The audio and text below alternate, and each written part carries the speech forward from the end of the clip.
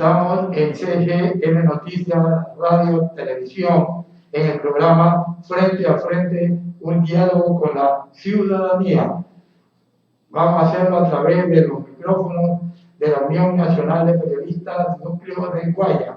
Hoy día tenemos como invitado especial al economista Andrés Freire, quien nos va a hablar sobre la coyuntura política. Ya volvemos.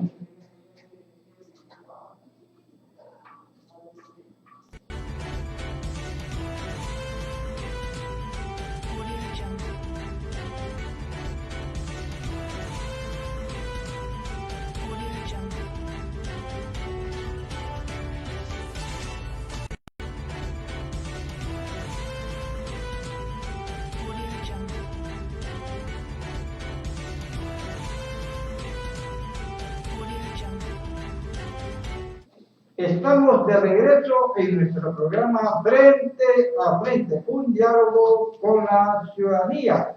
Y nuestro invitado de hoy es el economista Andrés Freire Paredes, del Foro de Profesionales, con quien vamos a conversar sobre la coyuntura política y económica del país. Bienvenido, economista, y gracias por aceptar nuestra invitación.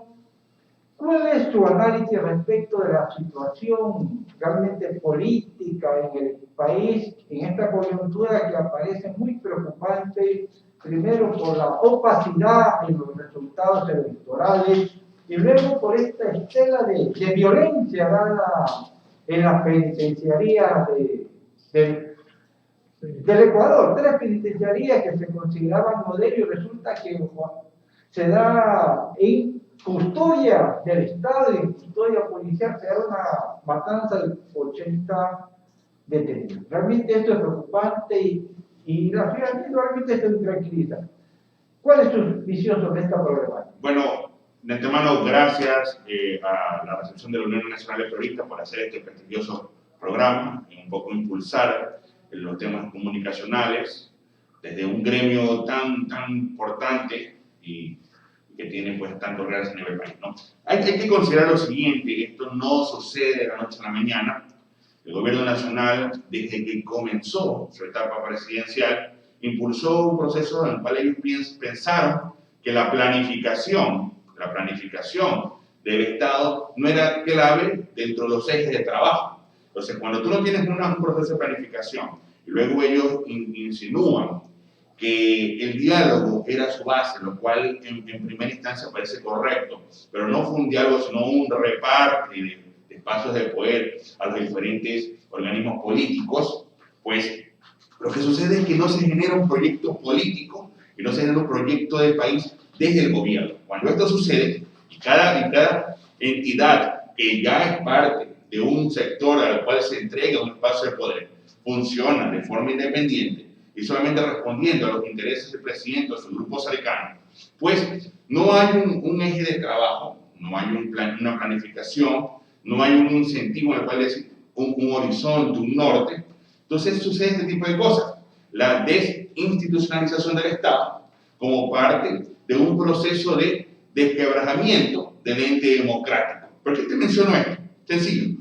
Primero tenemos un problema de índole económico. Luego tenemos un problema de índole electoral. Finalmente tenemos un problema de riesgo del Estado por parte de que la delincuencia organizada se toma las 3 principales cárceles del país. Inclusive tienden a amenazar a periodistas.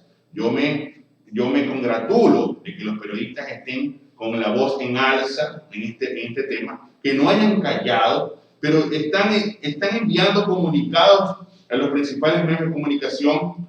Teleamazonas hace una semana tuvo un objeto que explotó en su canal.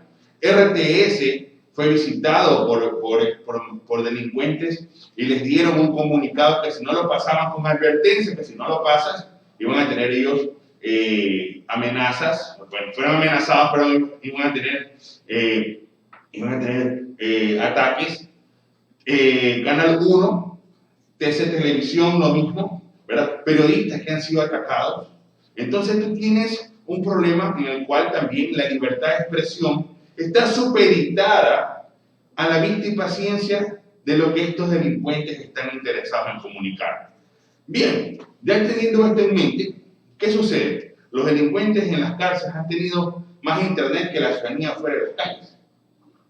Y ese es un gran problema. Qué privilegio. ¿Qué privilegio? No solamente que lo utilizan para conversar o para aprender quizás alguna cosa interesante dentro de la academia, sino que lo utilizan para divertirse, para dar comunicados, para hacer TikTok, para hacer ruedas de prensa, para grabarse entre ellos.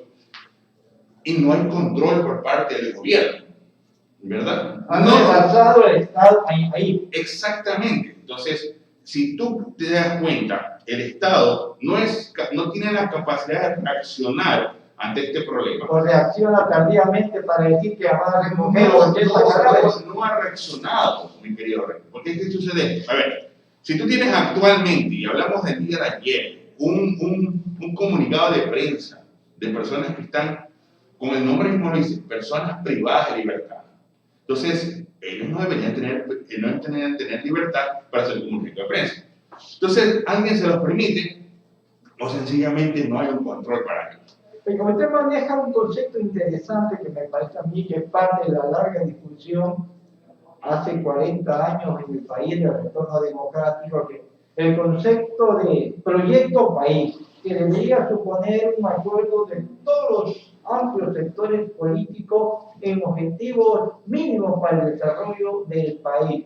Y entonces resulta que la clase política como que no ha logrado procesar esta idea. Cada 4 años quieren refundar el país, independientemente del proyecto político que llegue a la mesa, que llegue a gobernar, debería haber un proyecto país. Te voy a poner, por ejemplo, Japón, China, Corea, Taiwán, estamos hablando de países asiáticos, Noruega, Suecia, Dinamarca, Finlandia, países nórdicos, Alemania, Bélgica, toda la Unión Europea en su momento, cuando salieron de la Segunda Guerra Mundial, ¿verdad? Tuvieron el inconveniente, ¿verdad? Tuvieron la idea de hacer un proyecto nacional, un proyecto internacional en este caso, ¿verdad? Entonces, ellos se desarrollaron bajo la lógica de ese proyecto país, ¿verdad? Y esto es interesante porque usted debe de saber, ¿verdad?, que es la única forma de que tener una base mínima de gobernabilidad. Vamos a suponer que el día de mañana están 2 candidatos presidenciales, el señor Andrés Arauz y el señor Guillermo Lazo. Perfecto. Cada uno con su ideología, cada uno con su concepto, cada uno con su proyecto de gobierno. Pero si tuvieran un proyecto país, una base de proyecto país, un eje temático de desarrollo, que no dure 4 años, sino dure 10, 15, 20, 30 años, ellos se basan en este proyecto país e inmediatamente aplican su proyecto sobre él. No, quieren refundar el país y cada 5 o 10 años queremos hacer una nueva constitución. Y esa es la problemática. Institucionalizamos al Estado. Ese es mi punto clave, ¿verdad? Cambian los directivos, cambian los encargados, cambian los coordinadores, cambian el personal, sale uno, llega el otro y llegan a refundar el país. No, y la Asamblea Legislativa pasa haciendo normativa legal y legislando para que el año siguiente se introduzcan reformas a la ley que no apenas tiene un año de vigencia. Reformas a las reformas. Y ese es el problema. Entonces, frente a esa situación crítica del ámbito de la gobernanza del país, de la democracia, porque en el fondo es eso. ¿Qué propone el economista Andrés Páez? Andrés Páez es un candidato presidencial. Perdón. No, te pongo lo siguiente. Yo creo que he detectado 4 ejes principales, 4 temas principales que hay que basarse de urgencia en este país. Temas que tienen que ver con la salud, temas que tienen que ver con la producción del empleo, tienen que ver con el desarrollo educativo y tienen que ver con la tecnología. Tecnología e innovación. Exacto, exactamente. Esos 4 temas, ¿verdad? Algunos han sido tratados por los candidatos presidenciales. Eso yo sí lo considero que está bien. Cada uno de sus diferentes aristas. Pero este tema tiene que estar basado para que funcione verdaderamente rico en cómo vas a generar un proyecto de institucionalidad del Estado. Un acuerdo mínimo entre las fuerzas políticas que no solo un acuerdo mínimo, sino cuál es el proyecto de institucionalización. ¿Cómo vas a institucionalizar la Policía Nacional? ¿Cómo vas a reinstitucionalizar al Comando Conjunto de las Fuerzas Armadas y a todos los a todo el paraguas que tiene aquí adentro, que son la milicia, la Armada Nacional y la Fuerza, la FARC. ¿Cómo vas a institucionalizar el tema del tránsito? ¿Cómo vas a institucionalizar el tema de la salud? El tema de la educación, con el asunto virtual que tenemos actualmente. ¿Cómo va a institucionalizar el modelo educativo de educación superior?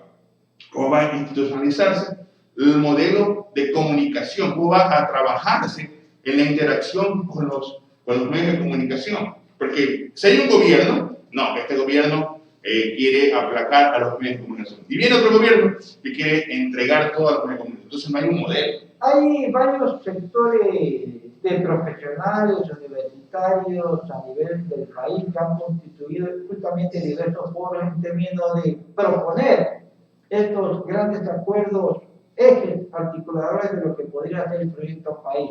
Grupo Faro, a través de Fundación Esquer, Foro de Profesional, pero parece como que falta receptividad en quienes aspiran a dirigir el país. ¿Qué proponerles ahí?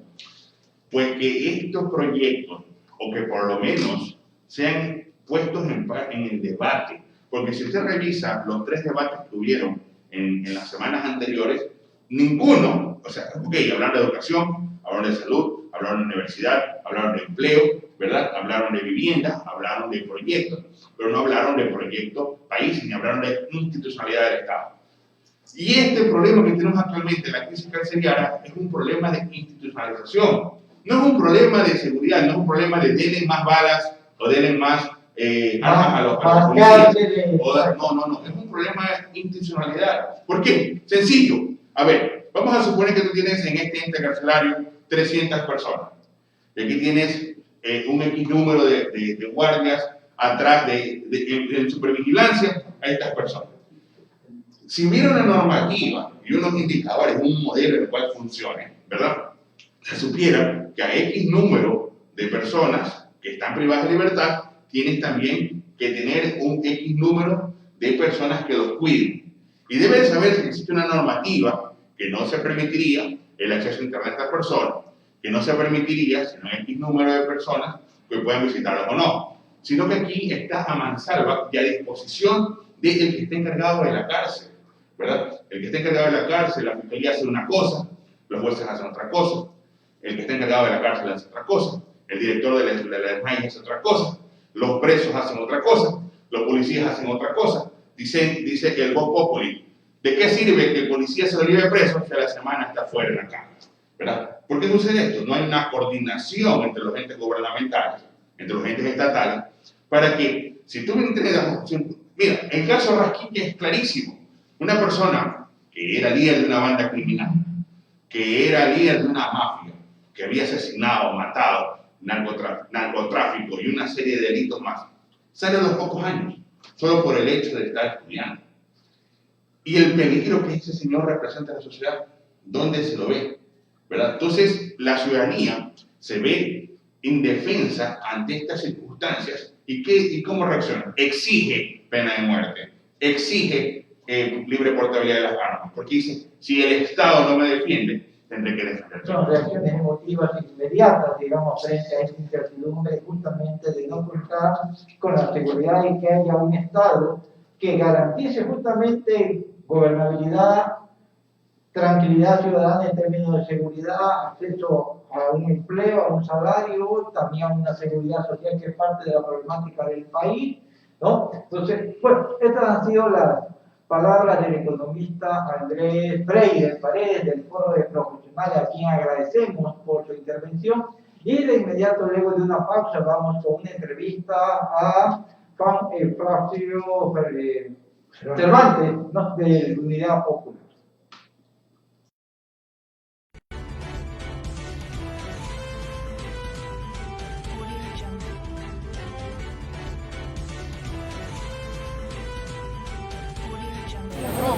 Nos encontramos con Juan Cervantes, presidente del Frente Unitario de Trabajadores. Del Frente Popular, perdón. Entonces vamos a hablar sobre las movilizaciones que se van a realizar el día de hoy, porque ustedes sí consideran que ha habido fraude en contra del doctor Yacu Pérez. Bueno, en efecto, el FUT, el Frente Popular y las diversas organizaciones sindicales, sociales, populares y políticas democráticas, progresistas, patrióticas, de izquierda y revolucionarias, hemos convocado esta jornada de movilización nacional en todo el Ecuador, en las capitales provinciales y en Quito. El día de hoy están en la Caja del Seguro concentrados para rechazar el grotesco fraude orquestado por el CNE, por Lasso, Nebot, por Correa y Arauz en contra del pueblo ecuatoriano, vulnerando la voluntad popular expresada el 7 de febrero que puso a Yacu Pérez en la segunda vuelta y que con seguridad irá a Carondelet para instaurar el gobierno de los trabajadores y los pueblos del Ecuador, para sancionar a los corruptos,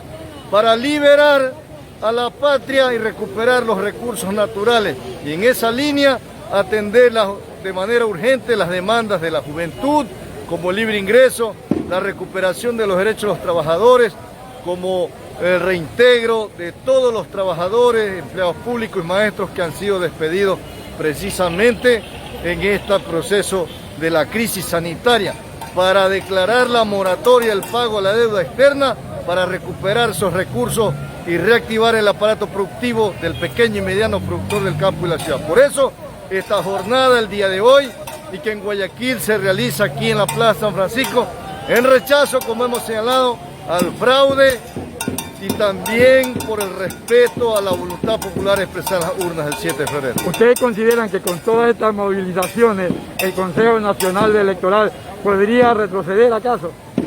Efectivamente, los miembros del CNE deben de estar en la cárcel por cometer acciones delictivas, como el de haber ocultado las actas para impedir el control electoral, como el permitir que en las bodegas se marquen los votos blancos a favor de Lasso, se anulen los votos a favor de Yacu Pérez y con ello poder vulnerar el pronunciamiento popular expresado en las urnas el domingo 7 de febrero y con ello entonces cometer con estas acciones delictivas, imponer a un candidato en la segunda vuelta y negarle al pueblo el derecho de poder conquistar el gobierno como lo decidimos en la lucha de octubre del 2019, que nos propusimos unir al pueblo para hacer gobierno en el 2021 y en ese camino hemos venido transitando y hoy pretende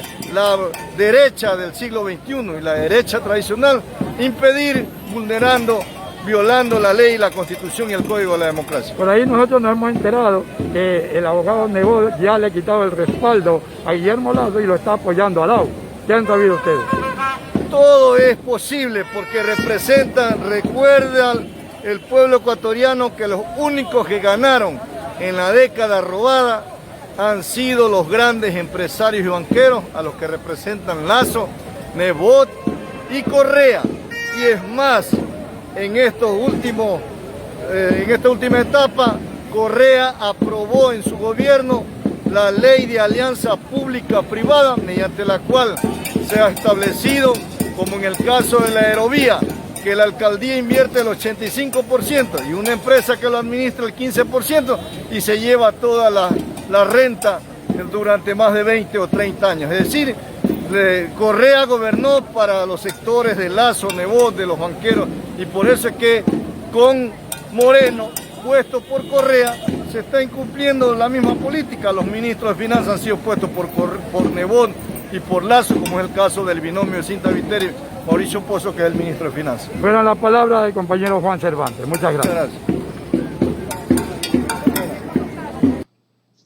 Estamos en el programa Frente a Frente, un diálogo con la ciudadanía. Fueron las declaraciones del compañero Juan Cervantes del Frente Popular. No nos olvidemos que hoy día, a partir de las 4 de la tarde, va a haber una gran concentración en el Parque Centenario. Y hoy en la mañana fue en el Arbolito, debido a que están pidiendo a toda costa transparencia, Richard, transparencia en el proceso electoral, porque como todos decimos, ha habido gato encerrado. ¿Cómo es posible que declaren los resultados a las 2:30 de la mañana tranquilamente cuando todo el pueblo ecuatoriano está durmiendo? Como que tenían algún temor y sacaron adelante. Y siguen demostrando con pruebas las actas que han sido deficientes, con errores, y lo más triste de todo, imagínate, Richard, que ahora que han puesto a revisar las actas, no dejan ingresar a las personas que son militantes del partido Pachacuti. ¿Qué pasa? ¿Qué sucede? Es la incógnita que decimos todos nosotros. Realmente, como hemos señalado en otros momentos, en nuestro programa Frente a Frente, un diálogo con la ciudadanía, es simplemente la exigencia y la demanda que hay en el conjunto de la ciudadanía. Transparencia en los resultados electorales, porque no podemos dar paso a una democracia democrática.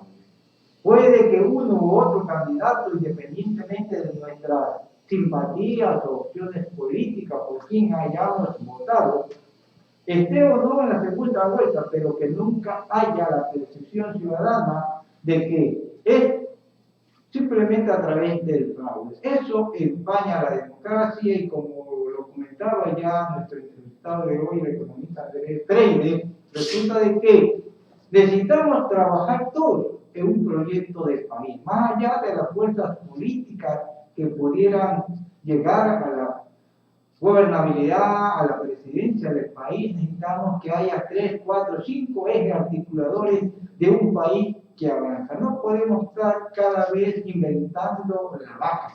Entonces me parece importante este concepto, que hay que fijarlo en términos de la mentalidad de la clase política, que no busque réditos particulares, sino construir un Ecuador diferente, un Ecuador de transparencia, de justicia y de derecho. Eso es lo que aspiramos todos los ecuatorianos. Imagínate tú, Richard, que ahora el famoso ministro de Salud ya renunció. ¿Por qué? Porque han repartido las vacunas en beneficio de quién? De estas personas más allegadas a ellos. Y no es dable. Me dice que en Quito le han dado al señor Paz, también le han dado al periodista Diego Keldo, pero las personas que estuvieron en el campo de batalla ayudando a salvar vidas, todavía no tienen la vacuna. Y ahora se ha dado cuenta ya el ministro de Salud que él está verdaderamente señalado en el gobierno de Lenín Moreno. Por tal motivo, ha presentado la renuncia irrevocable. Lenín Moreno dice, por su lado, que es un hombre sacrificado que se ha puesto esa camiseta para tratar de salvar en los momentos difíciles del país. Pero yo lo que veo es que el señor ha manejado como le ha antojado el asunto de las vacunas. Es vergonzante lo que hemos visto en términos de política gubernamental encubierta por el presidente de la República respecto del plan de vacunación nacional. No es posible que un ministro de Estado, en este caso de Salud, privilegia a su señora madre, su familia, a un gerontológico privado de alto nivel, ¿no? Es decir, de alto ingreso económico, sobre quienes han estado en el combate y en la contención de la pandemia.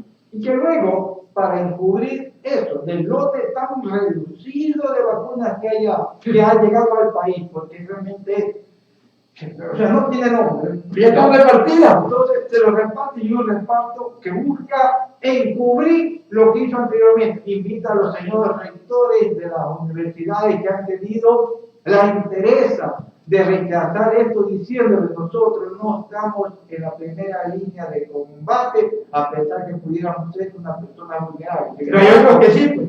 ¿No? Pero la mayor parte le dijo a nivel de un comunicado de los rectores de las universidades públicas y privadas del país, dijo, no, lo necesitan los profesionales de la salud. Esa era la línea que debía haber trabajado el Ministerio de Salud Pública y este ministro ahora renunciante. Entonces creemos que realmente esto es parte justamente de la falta de institucionalización de políticas públicas de carácter permanente que sirvan al país, a la ciudadanía, no estén en el vaivén de cada ministro que aparezca por ahí como nuevo operador político en esta cartera de Estado. Esperemos que no pase nada en el nuevo gobierno y que las cosas mejoren. hemos llegado a la parte final de nuestra programación de Frente a Frente, un diálogo con la ciudadanía. Hasta el día lunes, muchas gracias.